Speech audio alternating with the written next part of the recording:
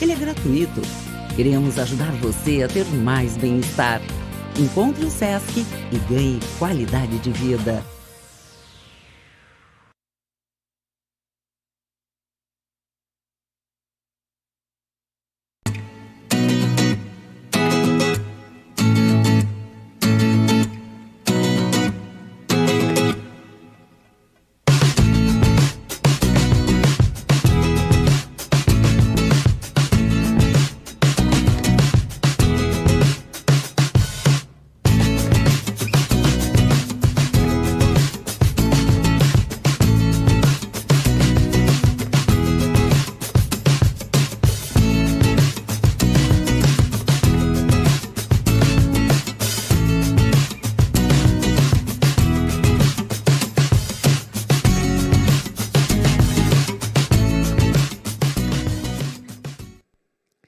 Olá, sejam bem-vindos à 35ª Feira do Livro de Bento Gonçalves. A 35ª Feira do Livro é realizada através da Lei de Incentivo à Cultura, pela Prefeitura de Bento Gonçalves, Secretarias de Cultura e Educação, Fundação Casa das Artes, Biblioteca Pública Castro Alves e Sistema Fecomércio RS Sesc. Conta com apoio de Vem Delivery, Hotel Vinocap e curso Design da Universidade de Caxias do Sul.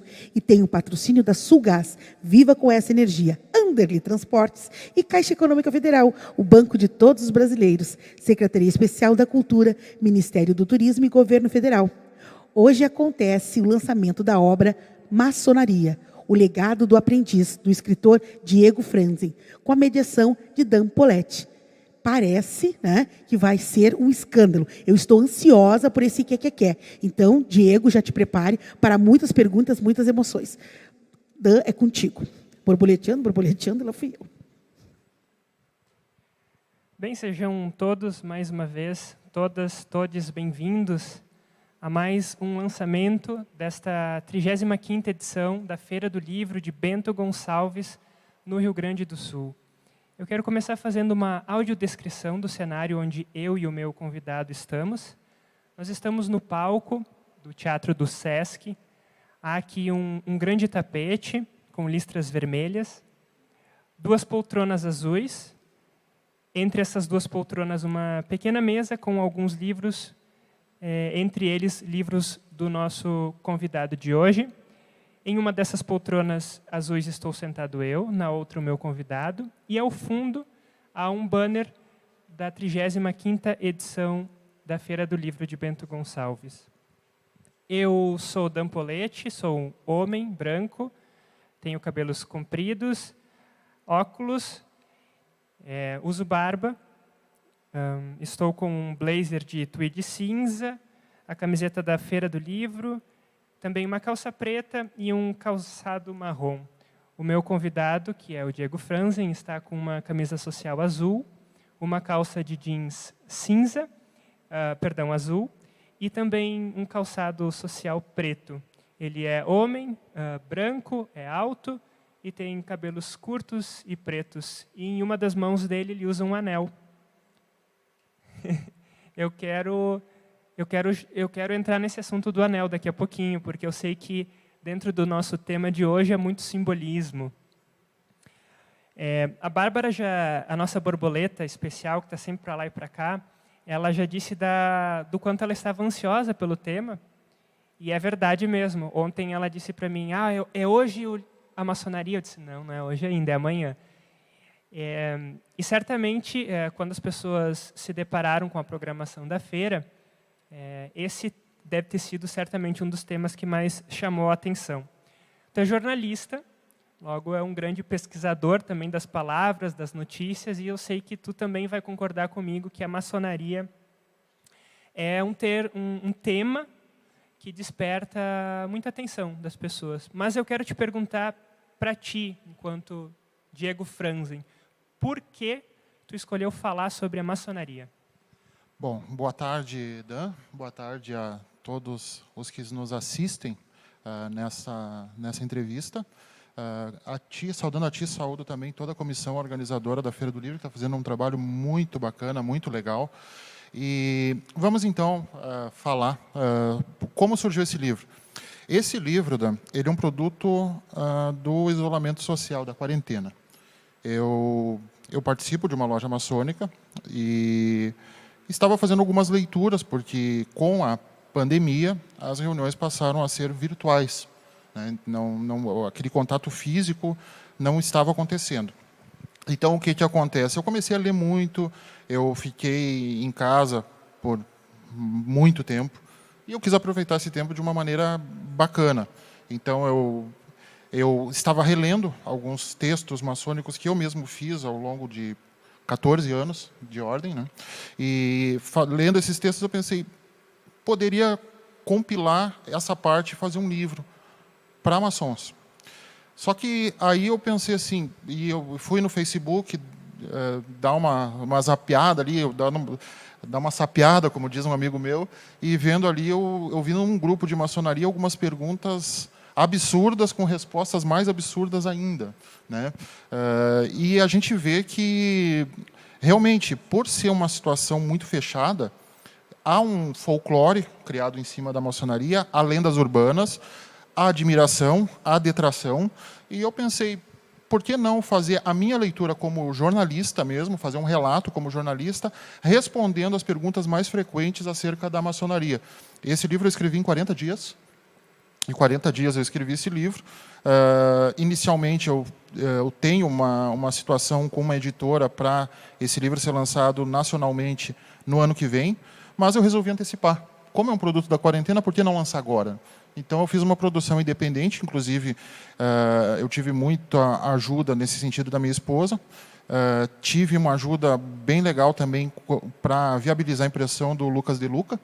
Então, foram apoios bem bacanas que eu recebi para viabilizar essa obra física, né? Então, eu fiz um lançamento, uma autopublicação no Clube dos Autores, que deu uma saída assim, que eu achei muito bacana.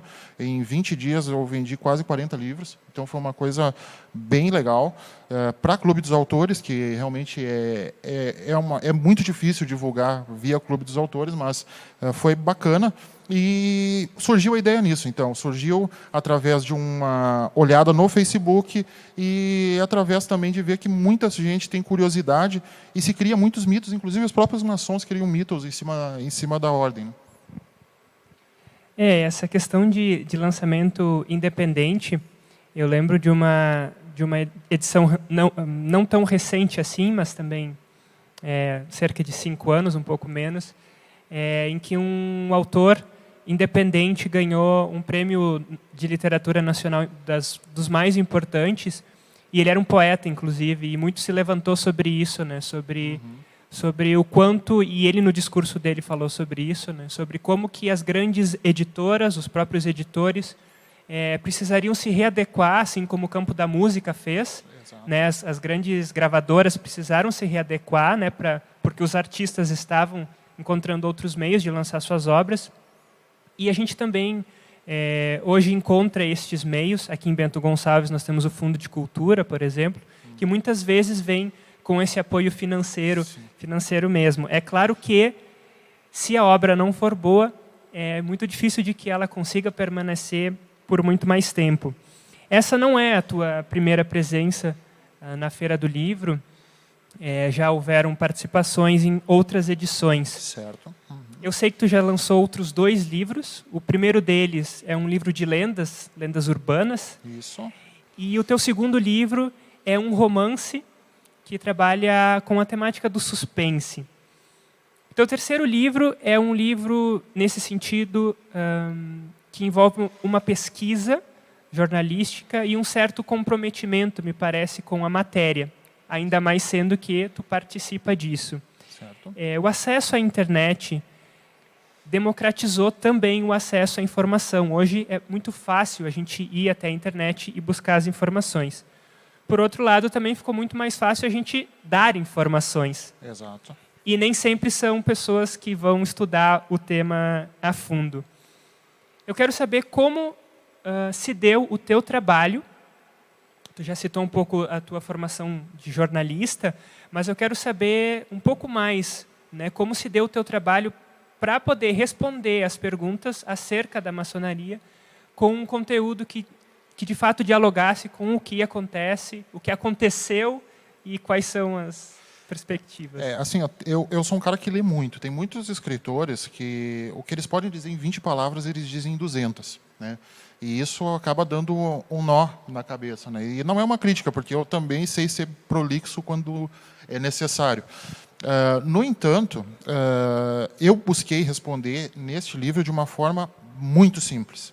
Muito simples. Respostas diretas a perguntas diretas. E a gente tem perguntas assim, das mais... na realidade, um amigo meu, um primo meu, ele recebeu um convite numa página do Instagram para se tornar Illuminati. Aí ele me perguntou o que eu achava daquilo. E aí eu dei todo um contexto histórico e expliquei para ele que essa ordem dos Illuminati não existe mais desde 1875. Que aquilo ali é um engodo, é um embuste. E aí ele me fez algumas outras perguntas e eu pensei, isso é uma coisa que eu posso acrescentar, porque realmente as pessoas não sabem. As pessoas não sabem, e não é uma... Porque hoje, todo o conhecimento da humanidade está ao alcance de um celular. Qualquer coisa que você quiser saber, você consegue com um telefone celular. Basta estar conectado à internet. No entanto, essa filtragem, saber onde é fidedigno, como tu mencionaste, né, é o que faz a diferença. Então, eu busquei, até pelo meu comprometimento com a ordem, e sem violar também os meus compromissos, explicar nessa publicação, e escritores de maçonaria hoje a gente tem uma safra muito boa no Brasil. A gente tem, eu posso citar o Ken Ismail, que é um rapaz lá de São Paulo, o Clóvis Gregório. A gente teve o escritor talvez maçônico mais conhecido do Brasil, é o Risardo da Camino, que já faleceu, que era aqui de Garibaldi. Então, havia realmente um amplo mercado para a literatura maçônica, tanto para iniciados quanto para a comunidade em geral. Então, eu observei isso e pensei, por que eu não posso escrever também sobre maçonaria, que é um assunto que eu gosto? Porque nesse outro livro que eu fiz, o Tempora Austin, eu fiz um romance policial, que é uma coisa que eu gosto, eu fiz um suspense, que é uma coisa que eu gosto, eu falei de história, que é uma coisa que eu gosto, falei de sociedades secretas, que é uma coisa que eu gosto, falei de máfia, porque eu sou fã do Mário Puzo. Então, enfim, eu falei de tudo isso num romance. Então, eu sempre busco me identificar com o que eu estou escrevendo. E exatamente essa identificação que faz com que eu teça as ideias. Eu organizo as minhas ideias de um modo muito raiz. É uma agenda, uma caneta. Eu não tenho nenhum... Me vem a ideia, eu escrevo ela por tópicos, eu coloquei no livro, eu risco a ideia. Eu sou muito visual, então eu organizei dessa maneira. Uma maneira bem simples e, como eu disse, em 40 dias o livro já estava publicado, né? Você citou o Mário Puzo, que é um autor italiano, né? E ele tem um livro que, se não me falha a memória, há uma série que fala sobre essa temática da máfia, que foi baseada e inspirada também nessa obra dele. E é uma obra que ilumina temas que são, em alguma medida, controversos, em outra medida, há muitas pessoas que têm acesso à informação e evitam falar, né, e não gostam, muitas vezes, de falar. A maçonaria, eu tenho 33 anos, e eu lembro que do meu período de moleque, assim, quando eu fui ter meu primeiro computador com 14 anos, internet muito depois, e ainda era uma internet de escada, né, era um processo de depois pesquisa. Da meia-noite, para um pulso só. Exatamente, sou dessa geração.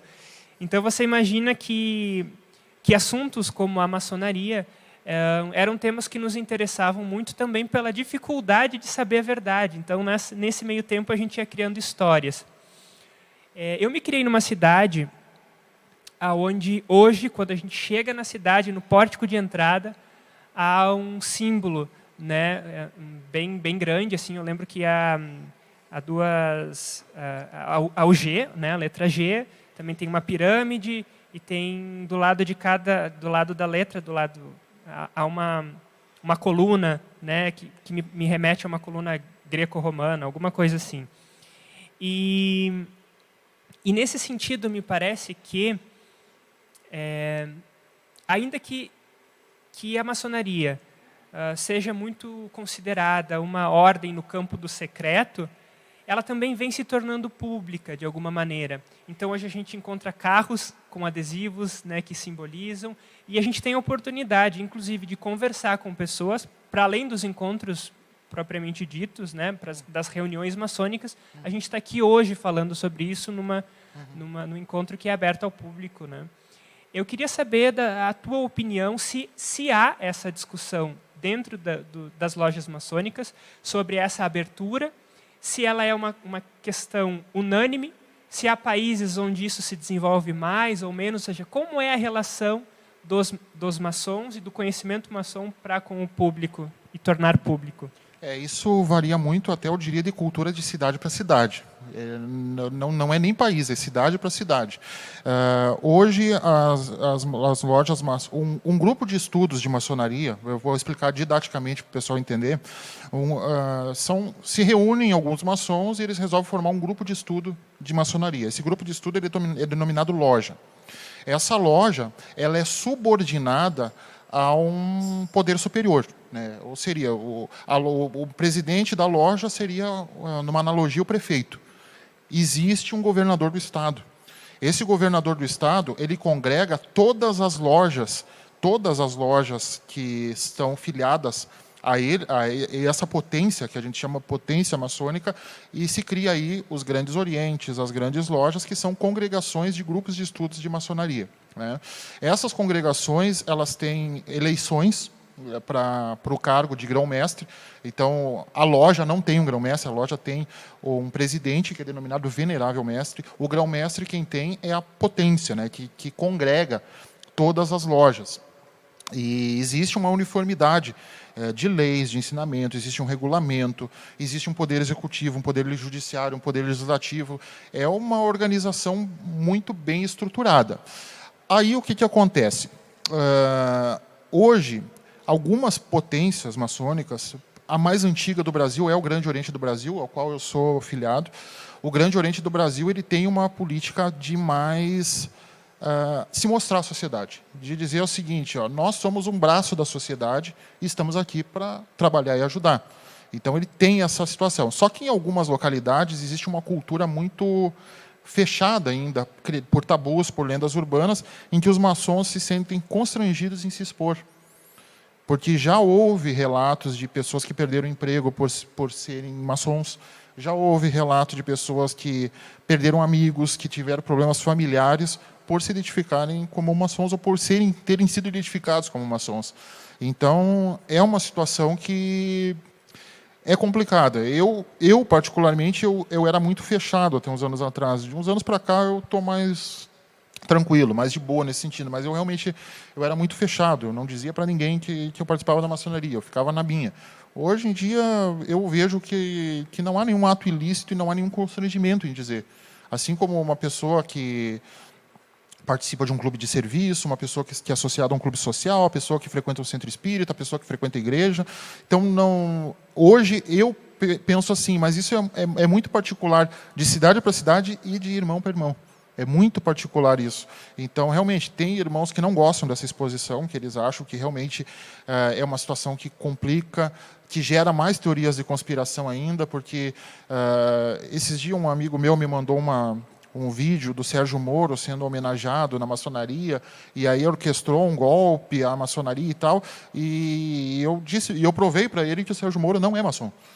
E ele, mas tem no site do Grande Oriente do Brasil, tem uma notícia lá citando o Sérgio Moro. E eu disse, me mostre em que trecho do texto ele é chamado de irmão. E nenhum trecho, porque ele não é. Então, o que acontece? Se cria se ele fosse, iriam associar as ações do Moro, do próprio Bolsonaro, ou da própria Dilma, à maçonaria. Então, para evitar esse tipo de constrangimento, os irmãos realmente preferem ficar fechados, discretos, e deixar a pessoa na dúvida, e ser, né?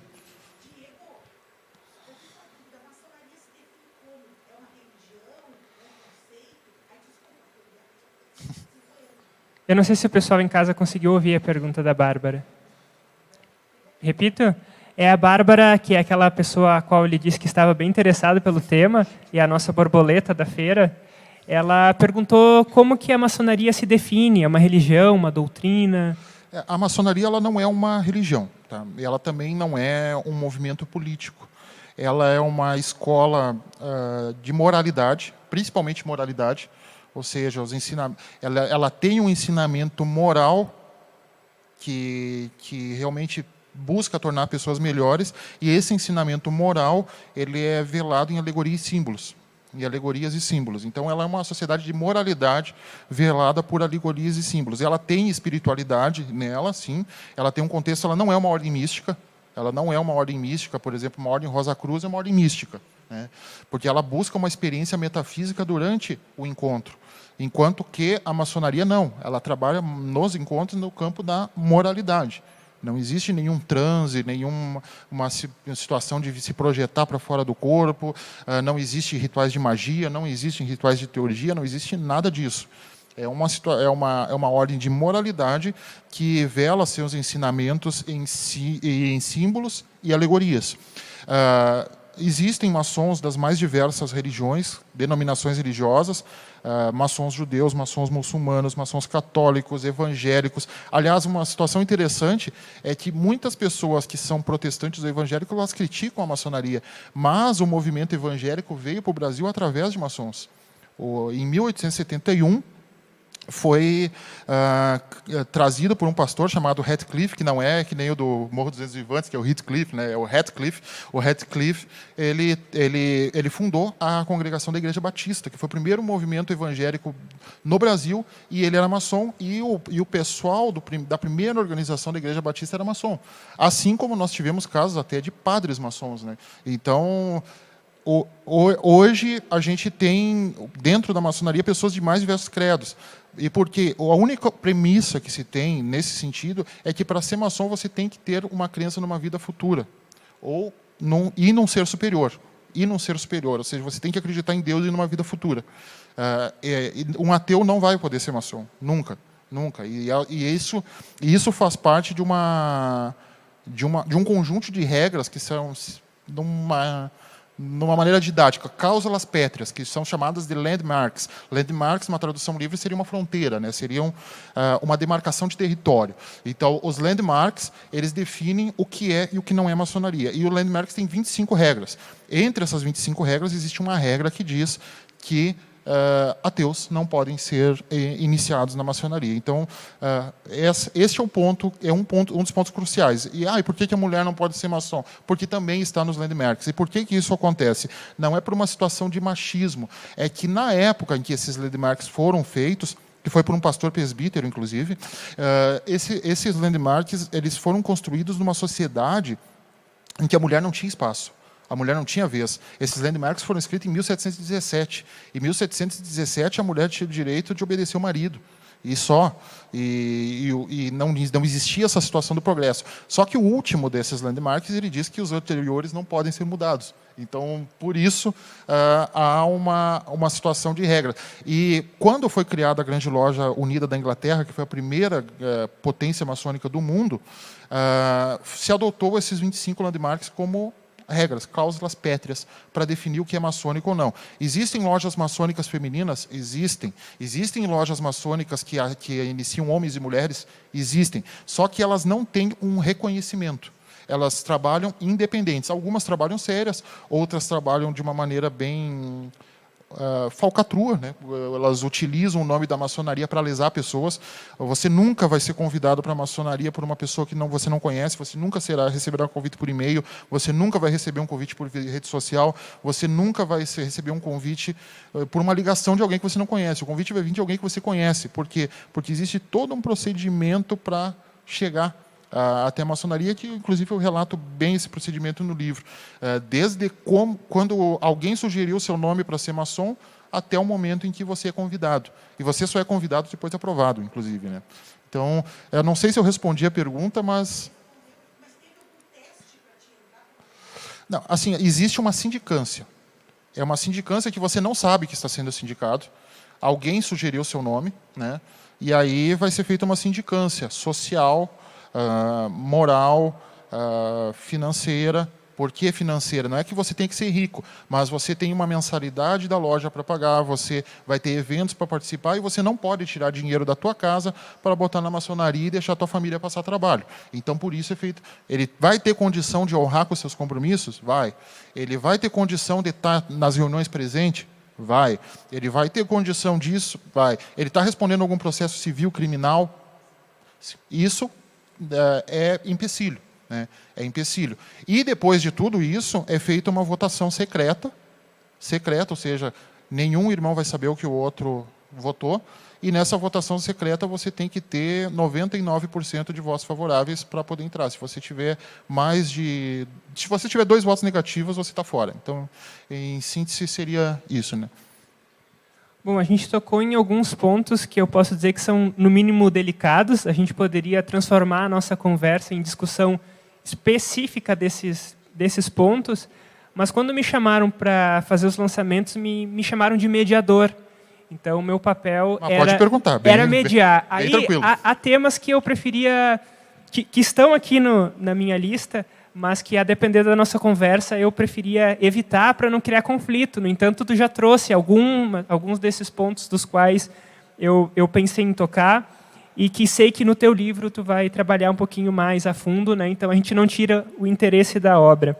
Tu falou que, a nível municipal, existem para tornar mais claro para as pessoas de casa, o presidente, né? Que seria essa pessoa, o prefeito. O prefeito, né? Isso. Depois existe um outro nível, que é a nível de Estado. Então, seria o governador. E existe o federal também. Exatamente, eu ia chegar lá. E é nível federal. Bom, por lógica, a gente começa a entender que há, de certa maneira, um respeito aos espaços geográficos, né? Ao espaço da cidade, ao espaço do Estado e ao espaço da nação. Historicamente, a gente sabe que a maçonaria sempre esteve muito atrelada e muito presente nesses períodos, principalmente de revoluções, de revoltas, e principalmente na formação dos estados, né? Seja no Estado brasileiro, seja no próprio Estado dos Estados Unidos da América, entre outros, principalmente nesses processos de descolonização. Eu quero saber, no momento atual, já que a gente tocou no assunto político, mas não necessariamente político partidário, os maçons ainda têm, por ter esse trabalho, como tu mesmo disse, de refinamento moral, eles ainda se sentem imbuídos desse desejo de virarem mediadores desses estados, da criação dos estados, de soluções de estados? Essa é uma questão que tu tocou que é muito interessante, porque eu vou tentar ser breve, mas assim, muitas coisas são atribuídas à maçonaria. A maçonaria chegou no Brasil com uma loja chamada Aerópago de Itaimbé, em 1796, ou seja, no período que o Brasil ainda estava sob jugo português, né? Aí o que acontece? Alguns grandes movimentos foram feitos, e a loja mais famosa e hoje a mais antiga do Brasil se chama Comércio e Artes, que é aquela loja maçônica que aparece na novela da Globo, lá do Dom Pedro, que o Dom Pedro é convidado. Essa é a loja Comércio e Artes, né? Só que a gente tem que separar a situação, e isso é uma coisa que eu defendo muito no livro. Não foi a maçonaria que fez a proclamação da República, não foi a maçonaria que proclamou a nossa independência, não foi a maçonaria que articulou a abolição da escravatura, não foi a maçonaria que fez a Revolução Farroupilha, em absoluto. Foram algumas pessoas, e entre elas alguns maçons, né? A maçonaria, como entidade, ela não se posiciona politicamente. Alguns irmãos, sim. Algumas lideranças, sim. Mas, como entidade, a maçonaria não se posiciona. A gente teve, na situação ali do impeachment da Dilma, um grupo que gerou uma grande polêmica, divisão nacional na maçonaria, chamado Avança Brasil. Esse grupo ele se intitulava o Grupo dos Maçons Brasileiros. Só que, para falar em nome da maçonaria, como eu já expliquei, tem que ser um grão-mestre. Eu não posso falar em nome de Bento Gonçalves. Bento Gonçalves tem um prefeito que fala em seu nome. Eu não posso falar em nome do Estado do Rio Grande do Sul, porque ele tem um governo do Estado, temos um governador que fala sobre isso, e não posso falar em nome da nação brasileira, porque nós temos um presidente, né? Então, por mais organizada que seja a sociedade, ela não pode falar em nome de uma nação. Assim como, por mais organizado que seja um grupo de maçons, eles não vão poder falar em nome da instituição. Até porque, na instituição, nós temos irmãos das mais diversas agremiações partidárias, nós temos irmãos dos mais diversos credos religiosos, e a gente sabe, sim, que teve influência de alguns maçons na proclamação da independência do Brasil, né? na independência do Brasil. Só que se nós for analisar num contexto histórico, a a própria imperatriz ela tem uma importância muito maior do que da própria maçonaria, né? Para conseguir essa independência do Brasil. Se nós for analisar no quesito da proclamação da República, houve brigas, né? Aliás, o Dom Pedro I ele assumiu a maçonaria, ele entrou na maçonaria em 1822 e logo depois ele foi empossado grão-mestre. Ele foi empossado grão-mestre, ou seja, ele começou a administrar a maçonaria no Brasil. E um dos primeiros atos que ele fez foi fechar a maçonaria. E a maçonaria ficou 7 anos fechada. E por que ele fechou a maçonaria? Ele fechou a maçonaria porque existia uma briga entre republicanos e monarquistas dentro do quadro do Grande Oriente Brasileiro na época, e depois se torna Grande Oriente do Brasil, né? Então, houve essa cisão e ele fechou. Ele proibiu as atividades maçônicas e depois, no período regencial, elas voltaram. Aliás, uma situação legal, né, tentar ser breve, é que o próprio José Bonifácio de Andrade e Silva, que era grão-mestre da maçonaria antes do Dom Pedro, ele foi exilado posteriormente, né, porque ele não gostava da Marquesa de Santos. E aí o que acontece? Quando o Dom Pedro volta para Portugal para enfrentar o irmão dele, o usurpador lá, ele deixa o filho dele, que é o Dom Pedro II, que na minha opinião é o cidadão mais fantástico que esse país já teve, ele deixa o Dom Pedro II junto com José Bonifácio. Ele traz de volta José Bonifácio, que traz de volta a maçonaria. Então, é interessante que no período regencial a maçonaria volta, mas enquanto Dom Pedro I estava ali, a maçonaria estava proibida legalmente. Inclusive, algumas lojas se reuniam de forma clandestina, né? E, então, isso também alimenta um pouco os mitos, os tabus pela situação. Que ótimo, que papo interessantíssimo. É muito bom poder conversar com alguém que fez todo esse trabalho que tu fez. A tua formação é jornalística, mas eu imagino que se tu tivesse escolhido, por exemplo, o curso de História, talvez tu teria encontrado felicidade parecida, né? Eu quase mudei de curso no meio da faculdade, eu quase mudei para História. Eu sou fascinado, um dia ainda faço. É muito interessante. Bom, a gente brincava aqui no começo com a questão do teu anel, e aí a gente já entrou um pouquinho nessa questão do símbolo, e acho que a pergunta, de alguma maneira, acaba já ficando respondida, né? Essa questão do quanto as alegorias e os símbolos são importantes para a identificação, me parece, entre os irmãos, mas também como uma possibilidade, a partir disso, de abertura de diálogos para que esses espaços fiquem abertos, né? A partir desse momento, muitas pessoas sabem que tu é maçom, que tu tem um livro sobre a maçonaria, e aí novos convites virão, outros livros virão. E abrindo... Mas terminei um ontem, inclusive. Pois é, aí vem minha última pergunta. Abrindo esses virão, eu quero saber aonde as pessoas podem encontrar o teu livro, se tu tem redes sociais e quais são as tuas pretensões literárias, se é que existem, para esse livro e para futuras obras. Bom, vamos lá então. Respondendo, tentar ser bem breve também. Esse livro, Maçonaria, o Legado do Aprendiz, ele está disponível em 2 livrarias aqui de Bento Gonçalves, que é a Dom Quixote e a Paparazzi, né? Então, são as 2 livrarias que a gente tem elas disponibilizadas. Também pode ser adquirido no site do Clube dos Autores ou comigo nas redes sociais. A minha rede social é Diego Franzi, jornalista e escritor, é uma fanpage. Então, o pessoal pode ir lá. Sempre estou botando notícias nas minhas publicações, fazendo lives, enfim, eu tenho divulgado o meu trabalho a partir disso. Ontem eu terminei um livro que conta a história de uma das lojas maçônicas de Bento Gonçalves. Então, esse livro vai ser lançado em dezembro, e agora ele foi para revisão ontem, né? E para o ano que vem eu tenho um outro romance para ser lançado, que é um romance ambientado na Revolução Federalista de 1893, que já está uns 5 anos no Pedala Vai Não Vai, né, que é um romance de temática Rosa Cruz, inclusive. Então, é um romance iniciático que narra a história de um imortal que viveu todas as revoluções de 1777 até 1893. Então, é um contexto histórico da formação do Rio Grande do Sul. Então, esse livro eu devo lançar em fevereiro. Esse outro livro que vai ser lançado em dezembro, ele vai ter uma distribuição mais interna, né? Então não vai ser um livro público. E esse livro é um livro público. O pessoal pergunta muito para mim, quem te deu permissão? É que, na realidade, assim, o que não se pode falar, o que um maçom não pode falar? É as fórmulas de identificação, alguns aspectos ritualísticos que são sigilosos ou reservados, e não é que sejam secretos ou macabros, não existe nenhum ritual macabro, satânico ou tal, né? Mas é reservado a quem está no contexto, interessa para quem está ali. Então, por isso, esse livro ele tem algumas referências a isso, mas as referências estão abreviadas e de maneira não didática. Então, quem não for maçom não vai entender e quem for maçom vai gostar muito. Então, essa parte, né? E a outra parte, a primeira parte do livro, que as primeiras 140 páginas do livro, é voltado ao público em geral. Ou seja, para quem quiser saber o que é a maçonaria, o que a maçonaria faz, o que ela se propõe, é bem didático nesse ponto. Né? Muito obrigado. Obrigado por aceitar o convite da feira para estar aqui lançando esse livro. Já deu para prever que no ano que vem tu vai estar aqui de novo, porque vão haver mais algumas obras até lá. E eu queria chamar a Bárbara e perguntar para ela se ela ficou feliz com a nossa conversa.